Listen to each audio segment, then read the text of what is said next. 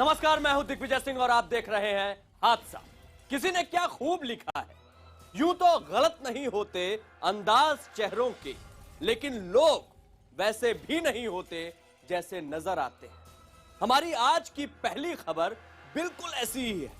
उन दोनों का चेहरा देखेंगे ना तो अंदाजा ही नहीं लगा पाएंगे कि इतने सुकून भरे चेहरे के पीछे खूनी भेड़िए का चेहरा छिपा था, जो किसी भी वक्त अकेले ही सैकड़ों मासूमों का खून पानी की तरह बहाने के लिए बेताब था। जी हां, पहली बार इन दोनों के जरिए इस बात का भी खुलासा हुआ है कि सरहद से हजारों किलोमीटर दूर से आईएसआईएस ने हिंदुस्तान में भी पांव रख दिए हैं।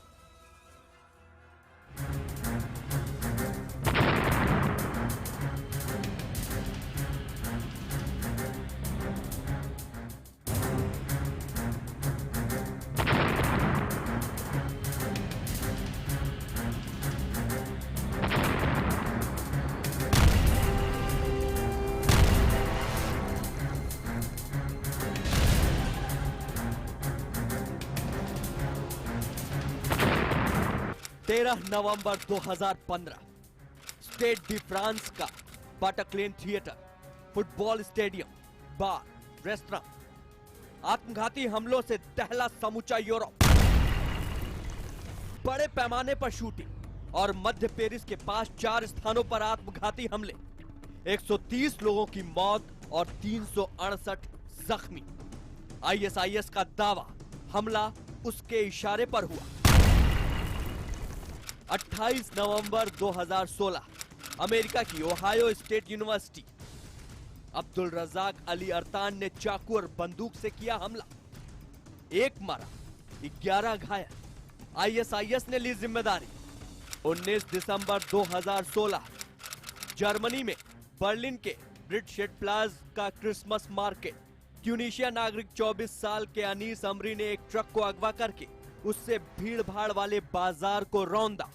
इस हमले में ट्रक के ड्राइवर समेत 12 लोग मरे, 52 से ज्यादा जख्मी। आईएसआईएस ने ली जिम्मेदारी। 4 जनवरी 2017 तुर्की की राजधानी इस्तांबुल का नाइट क्लब एक सिरफिरे ने की अंधाधुंध फायरिंग। वारदात से पूरे शहर में दहशत। अचानक फायरिंग में 39 लोगों की मौत और 70 से ज्यादा घायल। आईएसआईएस का दावा, उसके स्लीपिंग सेल का कारनामा। 6 जनवरी 2017 इराक की राजधानी बगदाद का बाजार, 2 दिनों के भीतर 3 अलग अलग फिदायीन हमले। फिदायीन हमलों में 70 से ज्यादा की मौत, कई दर्जन घायल। आईएसआईएस का दावा, इराकी सेना के जवाब में हमला। 10 जनवरी 2017 अफगानिस्तान की राजधानी काबुल में सुप्रीम कोर्ट, फिदायीन हमले में 22 लोगों की मौत। आईएसआईएस ने ली जिम्मेदारी। 16 फरवरी 2017 पाकिस्तान के सहवाड़ में लाल शाहबाज कलंदर की मजार, रात करीब 8:30 बजे मजार पर फिदायीन हमला। 100 से ज्यादा लोगों की मौत, 250 जख्मी। आईएसआईएस का दावा, हमला उसके आतंकी ने किया। बारूद की आग से झुलसा ये वक्त और इंसानी खून से सराबोर ये तमाम तारीखें, दुनिया कभी भी इन्हें भुला नहीं सकती। ये तारीखें बेशक बीत चुकी हैं, पर ये लम्हा गुजरता नहीं। वक्त का ये वो दौर है जो दुनिया भर के लोगों के जहन में आज भी एकदम ताजा है। और जैसे ही इनमें से किसी भी हमले की तस्वीर किसी भी संजीदा इंसान की नजरों के सामने से गुजरती है तो उसका जहन पूरी तरह कांप उठता है, उसका बदन सिहर उठता है, उसकी आंखों में जज्बातों का समंदर तूफानी होने लगता है। लेकिन गुजरे हुए कल की तस्वीरें हिंदुस्तान के किसी भी हिस्से में नुमाया हो सकती थी अगर राजकोट पुलिस ने इन लोगों को न पकड़ा होता। क्योंकि अगर पुलिस के खुलासे पर यकीन किया जाए तो ये दोनों कोई मामूली मुलजिम नहीं है, बल्कि इनका सीधा ताल्लुक दुनिया के सबसे खतरनाक आतंकी संगठन और इंसानी खून के प्यासे आतंकी आईएसआईएस से है। जी हां, आपने एकदम दुरुस्त सुना। वसीम रमोड़िया और नईम रमोड़िया करके 2 सस्पेक्ट थे जो आईएसआईएस के साथ कनेक्टेड थे। वो उसका सर्वेलेंस तकरीबन 1.5-2 पौने 2 साल से चल रहा था। यानी पुलिस का सीधा साधा खुलासा यही कहता है, हिंदुस्तान में पड़ गए बगदादी के कदम। आईएसआईएस ने कर ली भारत में घुसपैठ। बगदादी के गुर्गे गुमशुदा हैं मुल्क की भीड़ में। देश को दहलाने की आईएसआईएस ने रची साजिश। अहमदाबाद एटीएस ने आतंकी संगठन आईएसआईएस से ताल्लुक रखने वाले 2 संदिग्धों को पकड़ा और जैसे ही इनकी गिरफ्तारी हुई, गुजरात के सोमनाथ मंदिर की सुरक्षा बढ़ा दी गई है। हम एसओजी की टीम के साथ अभी यहाँ पे सघन वाहन चेकिंग कर रहे हैं। और क्या क्या चीज़ इसमें शामिल है सर चेकिंग में? तो पूरी टीम के साथ बीडीएस है, डॉग स्क्वाड है और यहाँ के लोकल एजेंसीज है। खबरों के मुताबिक एक आरोपी को भावनगर और दूसरे को राजकोट से पकड़ा गया। पकड़े गए आतंकियों के नाम वसीम और नईम रामोदिया बताए जा रहे हैं। सूत्रों के मुताबिक दोनों क्रिकेट अंपायर आरिफ रामोदिया के बेटे हैं। आरिफ हाल ही में सौराष्ट्र यूनिवर्सिटी से रिटायर हुए हैं। उनका परिवार राजकोट के नेहरू नगर इलाके में रहता है। एटीएस ने गिरफ्तार किया मगर वो कुछ बोल नहीं रहे। नहीं मुझे मेरे लड़के के साथ बात करने दी, किसी चीज़ की जानकारी नहीं। जब सुबह 12:30 1 बजे पुलिस आई ने तब मुझे पता चला। संदिग्धों के पास से देसी बम, गन पाउडर, मास्क, कंप्यूटर समेत काफी सामान जब्त किया गया है। लेकिन पुलिस ने जब उनके कंप्यूटर और मोबाइल फोन को खंगाला तो आईएसआईएस से जुड़े तारों का खुलासा हो सका, क्योंकि इन लोगों के पास से ऐसा साहित्य मिला जिस पर पाबंदी लगी हुई है। बकौल पुलिस दोनों संदिग्ध पिछले 1.5 साल से पुलिस के रडार पर थे। आरोप है कि दोनों ट्विटर, फेसबुक और टेलीग्राम नाम के मैसेजिंग ऐप के जरिए बगदादी के लड़ाकों और कमांडरों के संपर्क में थे। पुलिस की माने तो वसीम और नईम पश्चिमी देशों में हुए कई हमलों की तर्ज पर यहां भी लोन वुल्फ हमलों को अंजाम देने के फिराक में थे। लोन वुल्फ हमलों में अक्सर कोई बड़ा रैकेट नहीं होता, आतंकी इसे अपने स्तर पर ही अंजाम देते हैं, लिहाजा इन्हें रोकना ज्यादा कठिन होता है। माना जा रहा है कि दोनों संदिग्ध अगले कुछ दिनों में यह हमला करने वाले थे। नईम और वसीम तो केवल प्यादे हैं, उनके आका तो कोई और ही है और उन आकाओं के हमदर्द इस भीड़ में न जाने कितने लोग होंगे और न जाने कितनी ऐसी साजिशें उनके जहन में पल रही होगी। यानी ये साफ है कि आईएसआईएस के नापाक हाथ अब हिंदुस्तान तक पहुंच चुके हैं। आईएसआईएस अपने जिन हथियारों के दम पर सबसे ज्यादा उछलता है उनमें से एक है उनके वफादारों का लोन वुल्फ अटैक। आखिर क्या है ये लोन वुल्फ अटैक? बगदादी के गुर्गे कैसे इसको अंजाम देते हैं? ये कितने घातक होते हैं? ऐसे तमाम सवालों का जवाब आपको हमारी इस रिपोर्ट में मिल जाएगा।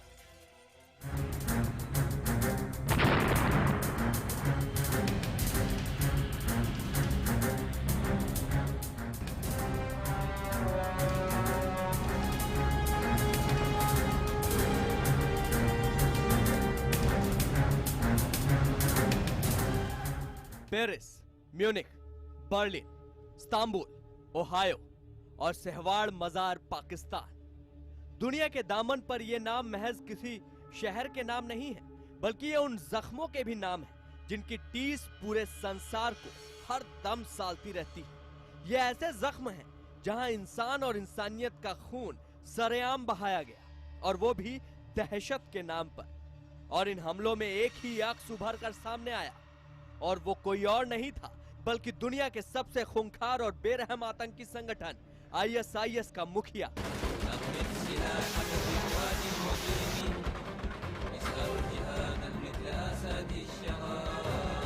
अबू बकर अल बगदादी का चेहरा था, जिसके इशारे पर ही इन हमलों को अंजाम दिया गया। बल्कि यह भी कहा जा सकता है कि इन हमलों की आड़ में बगदादी पूरी दुनिया को यही जताना चाहता था कि वो ऐसे हमलों से दुनिया को हर दम दहलाता रहेगा। इन्हीं हमलों को लोन वुल्फ हमला कहा जाता है। सवाल उठता है कि आखिर ये लोन वुल्फ अटैक होता क्या है? दरअसल लोन वुल्फ अटैक का मतलब ऐसा घातक हमला जिसे बिना टीम के अंजाम दिया जाता हो। इस हमले के मॉड्यूल में अकेला आतंकी ही ऐसे हमले को अंजाम दे सकता है।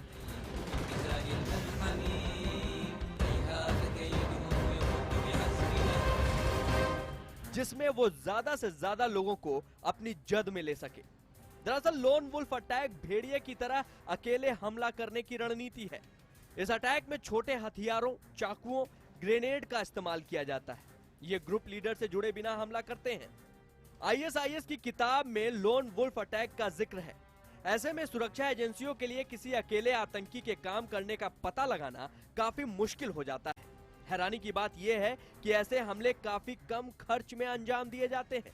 हालांकि कई बार इसमें आतंकियों का ग्रुप भी शामिल होता है। गौर करने वाली बात यह भी है कि आईएसआईएस की मैगजीन इंस्पायर में ऐसे हमले के बारे में जिक्र किया गया है। किसी भी मुल्क के तमाम बंदोबस्त को दहलाने के लिए ऐसे हमले अक्सर कारगर होते देखे जाते हैं।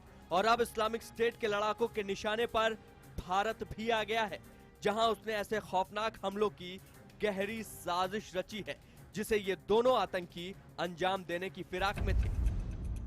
म्यूनिच, तुर्की, पेरिस और पाकिस्तान में लोन वुल्फ अटैक को अंजाम दे चुका आईएसआईएस भारत में भी पांव पसारने की तैयारी कर रहा है। ये साजिशें तो कुछ इसी और इशारा कर रही है। लोन वुल्फ अटैक की संगीन साजिशों को आने वाले दिनों में तोड़ पाना सुरक्षा एजेंसियों के लिए एक बड़ी चुनौती होगी। अब तक आपने इराक से उड़कर आई तमाम खबरें सुनी होंगी, देखी भी होंगी, लेकिन खून से सनी उस रेतीली जमीन का सीना चीरकर 6 हिंदुस्तानियों को बगदादी के गढ़ से उसके भूखे भेड़ियों के जबड़े से छुड़ा लिया गया है। उन्होंने जंग के उस मैदान में जो कुछ देखा, जो सुना और अब उन्होंने जो जमाने को सुनाया है, उसे सुनकर आपके भी रोंगटे खड़े हो जाएंगे।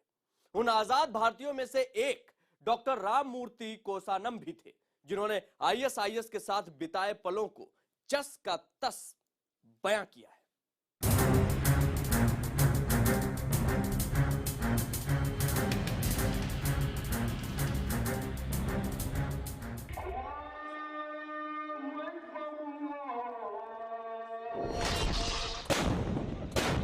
रेतीली जमीन का सीना चीरकर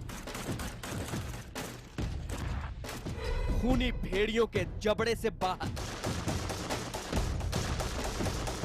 6 भारतीयों ने तय किया 7 समंदर का सफर। आईएसआईएस के गढ़ में उनके जुल्म और सितम की कहानी, उसकी कैद से आजाद एक हिंदुस्तानी की जुबानी।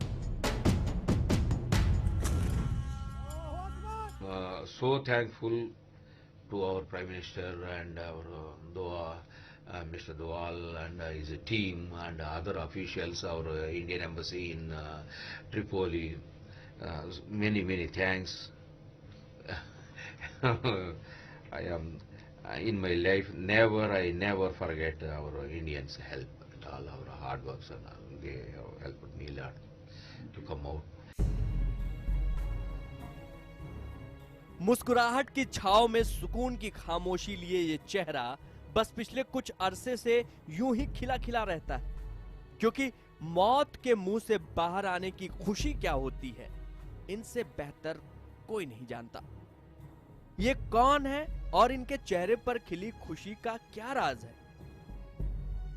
चलिए पहले इनका तारुफ करवा देते हैं, आपको खुद ब खुद इनकी खुशी की वजह पता चल जाएगी। ये हैं डॉक्टर राम मूर्ति कोसानम।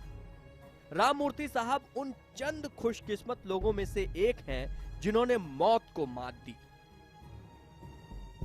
या यूं भी कहा जा सकता है कि मौत को सबसे नजदीक इन्होंने देखा है, मगर जिंदगी ने इनका दामन नहीं छोड़ा।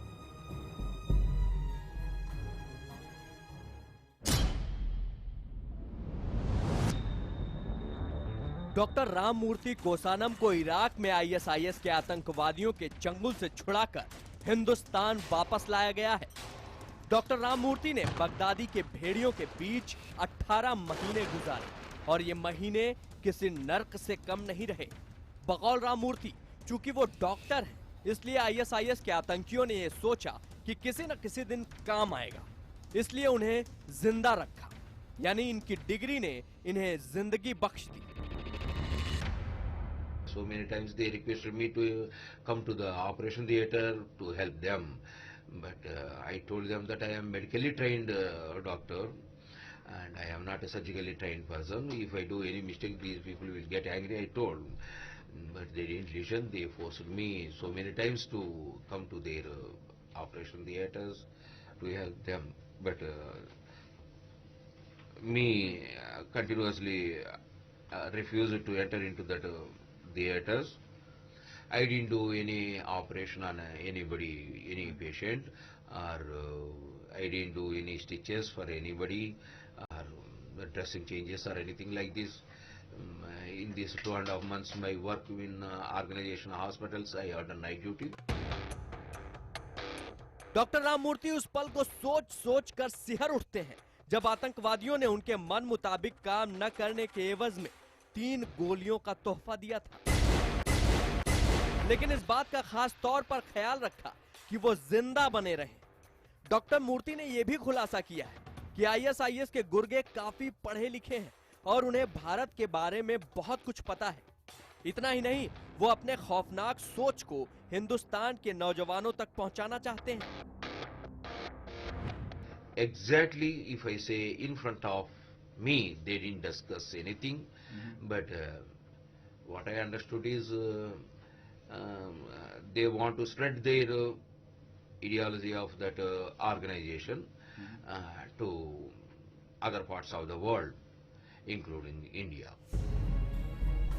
रेतीली जमीन से आई खबरों के मुताबिक डॉक्टर मूर्ति लीबिया के सिरते के एक हॉस्पिटल में फिजिशियन थे। अचानक 8 सितंबर 2015 को आईएसआईएस के आतंकियों ने उन्हें और उनके जैसे 9 लोगों को अगवा कर लिया। अगवा किए गए लोगों में ज्यादातर भारतीय थे। उन सभी को सबसे पहले सिरते के सेंट्रल जेल में बंद कर दिया गया। यहाँ डॉक्टर मूर्ति जैसे तमाम कैदियों को जबरदस्ती सुबह के नाश्ते से पहले वो वीडियोस दिखाए जाते थे जिसमें आईएसआईएस की हैवानियत कैद होती थी। सभी कैदियों से जमकर काम लिया जाता था। कैद में उन्हीं को रखा जाता था जिनसे आगे चलकर बगदादी के गुर्गे कोई न कोई काम निकाल सके। शैतान की कैद से आजादी की आस छोड़ चुके डॉक्टर राममूर्ति अब आजाद हैं और अपनी इस आजादी के लिए वो मुल्क की हुकूमत के शुक्रगुजार हैं। Team of our officials all so hardly worked for my release from ISIS organization. आतंकियों के साथ गुजारे वो चंद महीने और उनकी गोलियों के जख्म राममूर्ति के जहन को ताउम्र टीस देते रहेंगे। लेकिन आजादी का सुकून क्या होता है, इसका आनंद भी इनसे बेहतर कोई नहीं जान सकता। तो आज हादसा में बस इतना ही। जहां भी रहिए, सतर्क रहिए, सुरक्षित रहिए।